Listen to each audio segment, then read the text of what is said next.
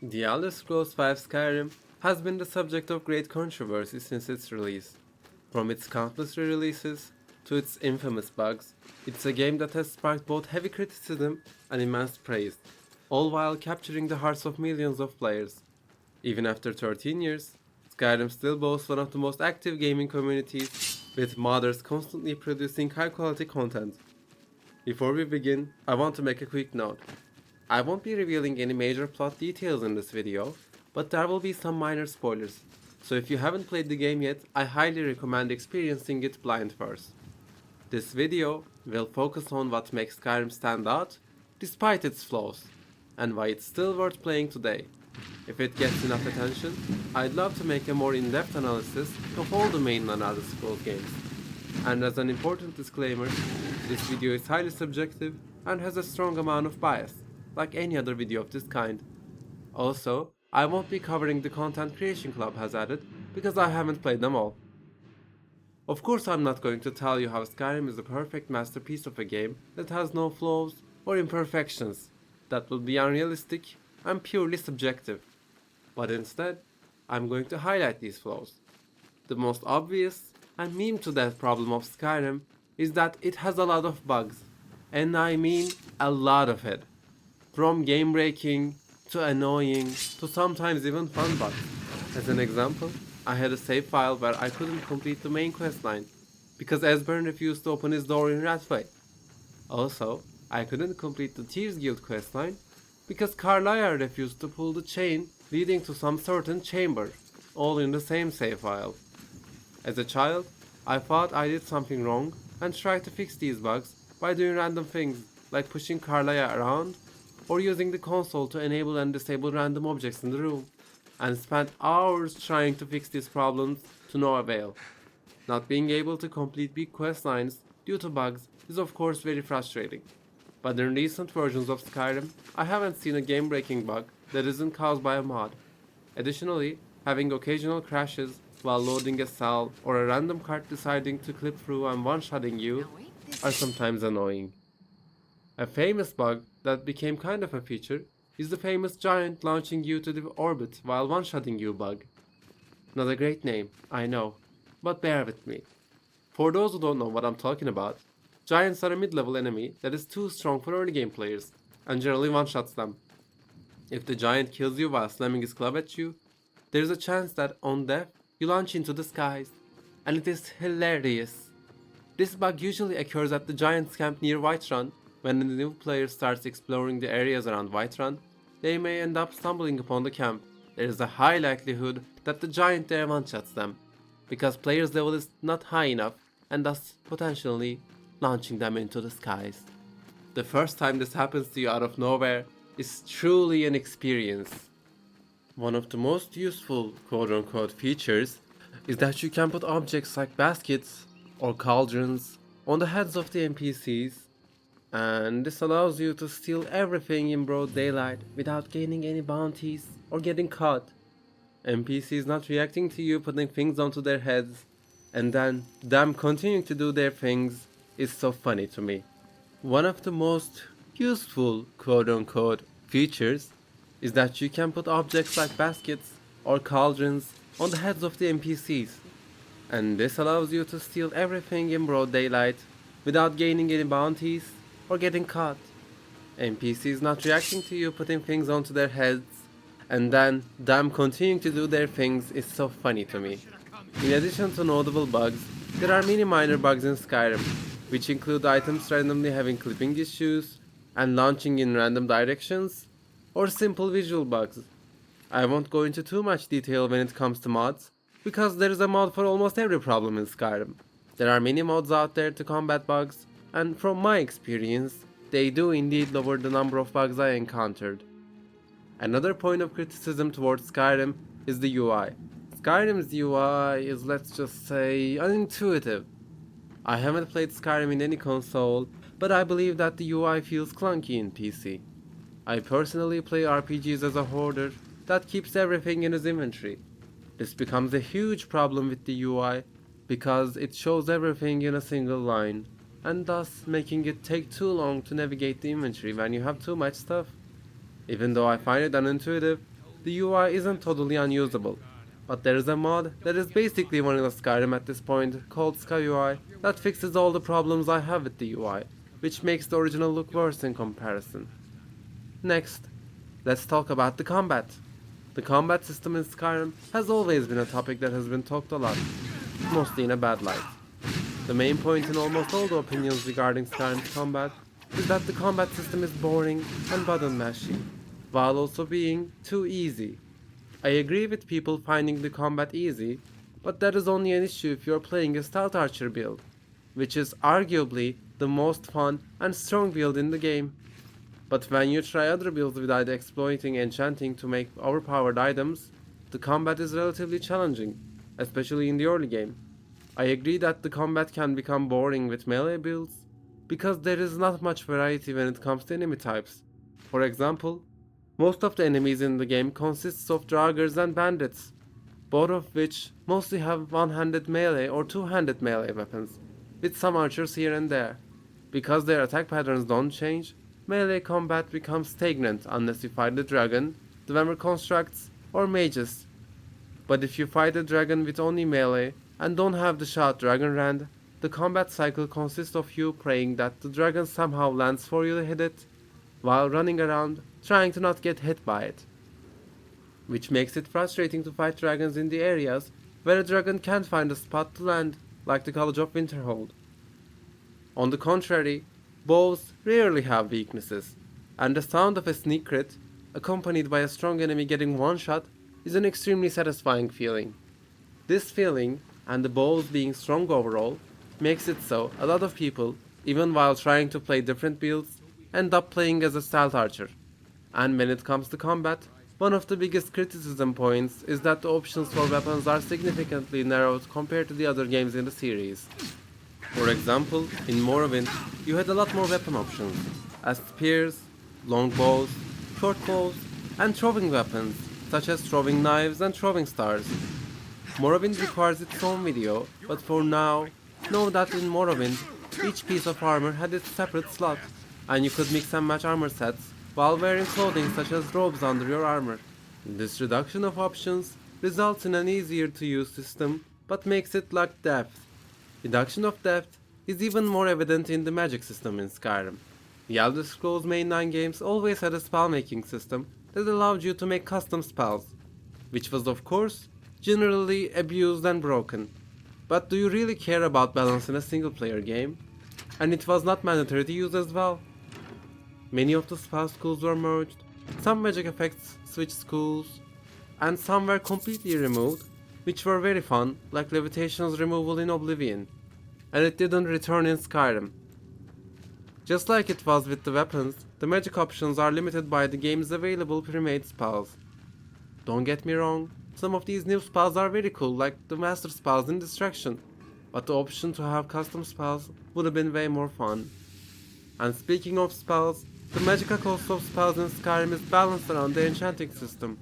If you don't use enchanting to make yourself overpowered gear to get like 90 to 100% reduction in magical costs, even with the right artifacts and unique items, a strong spell usually uses a third of your magica pool and makes it very hard to fight longer.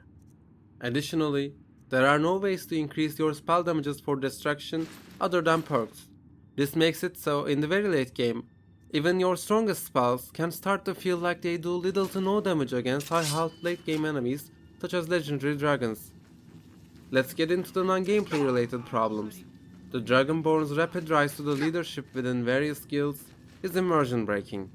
For example, in the College of Winterhold questline, you become the Archmage in the blink of an eye, despite there being much more qualified candidates like Tolster. The same problem exists in other guilds, though some, like the Dark Brotherhood, handle the pacing better. There, you truly earn your title, and the questline feels more rewarding as a result. And I won't even get into the weird Sijek monk stuff that happens during the College of Winterhold questline. On the contrary, I think the Dark Brotherhood is a much better executed version of a guild where you become the leader. Because the pacing is much more delicate, and the overall quest quality is higher, you feel like you proved worthy of your title. But I would have changed some parts of the story to make a certain character look less dumb. When it comes to the Thieves Guild, I love the main quest line, and the fact that you have little collectibles that you can later sell to Dalvin. But the main, and by far the biggest problem I have with it, is the requirements for becoming the leader of the Thieves Guild. You must gain influence and do a special quest in 4 different holes. It sounds fun, right? No, wrong. To get the special jobs, you must complete 5 Radiant quests given by Dalvin or Vex. But there's still a problem. The quests given have random locations, and you can get quests from the holes that you have done the special quest in, and this makes some quests a waste of time. It takes so long to do all the Radiant quests that you have to close off your brain and just keep fast traveling between your targets and the Thieves Guild. The rewards are most definitely not worth it in my eyes, but hey, in the end, you will be rich from the quest rewards. And tied to the Thieves Guild, there is Nightingales, which is a cabal of nocturnal worshippers with ties to the Thieves Guild that you have to become a part of. I think the questline would have been better without the Nightingales and making the Nightingales a separate faction, because everything about the Nightingales, from armor to the weapons and even the nocturnal worship, is fantastic, but I believe them being a separate faction tied to a little short nocturnal daedric questline would have made them both better. Mercer Frey would have to find another way to open the guild vault, but there are many ways he could have done it without the skeleton key, like acquiring the second key from the former guild master. I will make a separate video about this as well. Next up is the Companions. It's an alternative to the Fighters Guild from the earlier games. This one is one of the short guilds as well.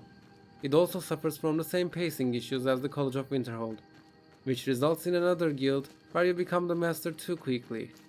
Even before that, they force you into a quote-unquote choice, but if you refuse, you can't continue the questline forward until you do. And this choice affects the way you play the game for at least the end of the questline. If you have another special condition, you must lose it to progress through this questline, which feels very bad. I think there had to be another option to progress through this questline, even when you refuse the option you have been given. Let's get to the Bard's College. Wow, a Bard's College. I wonder what kind of questline it has, since it's a faction introduced in Skyrim, which had no prior alternatives in the earlier games in the series. We have fetch quests. Oh, what else? More fetch quests. Is that it? No, you get to complete a historic poetry book and burn a straw man. Oh, okay. This questline has like 3 quests, where you fetch a book, and then complete it with your input, and then hear it live in the Blue Palace, and in the end, burn a straw man. That's it. This is the whole questline. I don't have anything to say about it. I know that there's a Creation Club content that improves this greatly, but I'm talking about the base game with all the DLCs and not including any Creation Club content. I will talk on the Dawnguard and Volkjar clan together, because their questline only differs at the start, and the late game is the same but mirrored. On one side, you get powerful gear and weapons, especially the Dwarven crossbow, which is one of, if not the most powerful marksman weapon in the game, and a generally good-hearted questline. While on the other end, you get Vampire Lord power and its own perk tree, while doing evil quests for an edgy evil vampire faction. Both get cool castles of their own, and I believe that they are both well executed. But I have a slight problem with how Isran allows your famous follower to his castle, but when it comes to you sharing the same condition with her, he literally expels you from the faction. But what she is carrying on her back might be the reason, so I won't dwell on it. This leads us to the main questline, in which I have very few problems with, but I agree with some of the criticism that concerns the Delphine and the very chill NPC that almost everyone who plays the game will love, and I always use a mod to bypass her stubbornness to save that NPC. People hate that the Dragonborn is a special one who has the generic chosen one from the prophecy shenanigans, but I disagree with them. There is nothing wrong with that trope, and as long as it's well executed, which is mostly the truth. My only gripe with the execution is that the world does acknowledge the Dragonborn, but not the player character as it. Even after the main questline's end, the only acknowledgements you get are from an NPC in Dawnguard DLC, some guard lines, and at the end of the Civil War questline. Which brings us to the Civil War questline. This questline suffers from the lack of depth problem, just like many other questlines and systems from before. It has a fantastic premise, because if you play the game without touching the Civil War questline, you will see how war affects people of Skyrim, so you think that you could change things, help people by ending the war. But sadly, this questline doesn't affect much. This questline doesn't affect much, other than some Jarl changes and armor changes for guards. And thinking what this questline would have been makes me personally very sad, because from what it seems, this questline had a lot of content. I just wish it had been released fully implemented. As probably the last questline chronologically in the Skyrim, there is the Dragonborn DLC, which takes you to the Souls time, where you have previously been on during Morrowind's Blood Moon DLC, 200 years later of course. I personally find the Dragonborn questline compelling, and especially love a certain reappearing character from Morrowind. I don't like Mirak being the first Dragonborn at all, because I think it complicates things in the lore, especially previously established, Alessia being the first Dragonborn and such, but otherwise, I love everything about the Apocrypha, the enemies, the tentacles one-shotting you with slapping noises. It's perfect. Which makes you wish there were more black books, so you could explore the Apocrypha further. I think it's a fitting end to the Dragonborn story, while also keeping the chances of us hearing more about the Dragonborn highly possible in a Hermias Mora Derdi questline in the Elder Scrolls 6. Now that we have talked about most of the bigger flaws of Skyrim, we can talk about what is so magical about it. Skyrim offers a sense of exploration that not many games can offer. Since its world is handcrafted, at any point of the map you can choose a direction and just walk. Because while you walk, you will stumble upon a cave filled with bears who stands on top of a recently deceased hunter's corpse. Or you will run into a bandit den, where if you stop and listen, you will overhear bandits talking about the history of the place that you're in.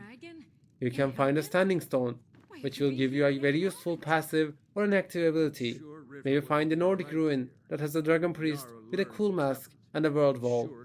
Or you could just stumble upon a group of drunk farmers who are having a great time. I could go on and on and on about the things you could discover while just walking on the roads, not even questing. Even the simplest seeming fetch quests can teach you something about the world. You can stumble upon a simple Nord girl on the streets of Whiterun. She will ask you to bring her a mammoth tusk, so she could use it to gain more information about the trading from traveling Khajiit merchants. At the end of the quest, if you're unfamiliar with the world, you'll learn that the girl is an aspiring merchant and that there are traveling Khajiit merchants in the game. She also has secrets to her, but you can play the game and discover it yourself if you're interested. And if you think this exploration is limited to the wilderness and quests, you are mistaken. Skyrim becomes most fun when you discover a secret while you are doing something else. Skyrim becomes most fun when you discover a secret while you're doing something else. I have a great example for this. When I was a child playing Skyrim, I wasn't able to progress the main quest line because I was afraid of the Draugr in the Bleak Falls Barrow. So I chose to stick to the cities and side quests, where I delivered stuff to people in other cities. When you are in a city and there are no quests to do, there are a few options left. You can harvest or steal ingredients and make potions. You can melt items you don't use into ingots, or steal ingots and smith stuff. And finally, you can pickpocket and also steal stuff. So I was a sneaky pickpocket, no matter my build or weapons of choice in most of my saves. While I was in Whiterun, I have entered Ambrand's house, where I saw Braith, a girl that I prevented from bullying another kid in Whiterun as a quest. She was talking to his father about him taking her to his mercenary job, and he of course refuses, and doesn't even understand that she just wants to spend time with him. And lastly, she tries to talk about a boy, but her father immediately shuts her down and tells her to go talk to her mother. But her mother also tells her to talk to her father, and shuts her down. Her mother, Saphir, and Amran even argues between themselves on the streets of Whiterun. In the end, without any outside knowledge, just by listening to NPCs interact with each other, you learn why Braith bullied that other kid, as she liked that boy, but didn't know how to act on it, and her parents refused to give her any kind of advice on what to do. This is just a single example of the kind of storytelling Skyrim has for NPCs that literally have no important quests related to them. Aside from storytelling, previously mentioned problems with combat can easily be made better by just building your character in a fun way. As a suggestion, if you want to make a melee build fun, you can be an alchemist that poisons their weapons, which makes it very engaging and fun, forcing you to scout out ingredients and use alchemy to get better at dealing damage, while making the fights more engaging, because your damage depends on the number of potions you have. Speaking of alchemy, if you overly use alchemy to heal yourself, you are basically invincible until your stock of potions deplete. So, for a more balanced and fun experience, I recommend playing with a self-imposed limit per fight on potions, or using a mod that rebalances alchemy healing. I said I won't go into too much detail about mods, and I won't, but I can safely say that Skyrim has such an active and thriving modding community. Every problem you have about Skyrim probably has a mod that solves it. To wrap the whole video up, Skyrim is a game, but more than that, it's an experience. Skyrim is more than some of its parts. You can say that writing is bad in some questlines, or some questlines are shorter than they should be. You may find the gameplay boring, or graphics bad, but in the end, Skyrim is the random encounters that you had on the road while delivering some letter to someone, or finding an interesting dungeon while trying to avoid fighting a giant. Skyrim is the random note that you find in a dungeon that tells you the bandit leader that you just killed had a father that waited for her to come home. Skyrim isn't perfect, but it doesn't need to be. It's a world that feels alive, a place where stories happen, even when you're not looking for them. That's the magic of Skyrim, and that's why, 13 years later, it's still worth playing. If you have enjoyed this video, let me know in the comments. This was my first video ever, so I probably made a lot of mistakes.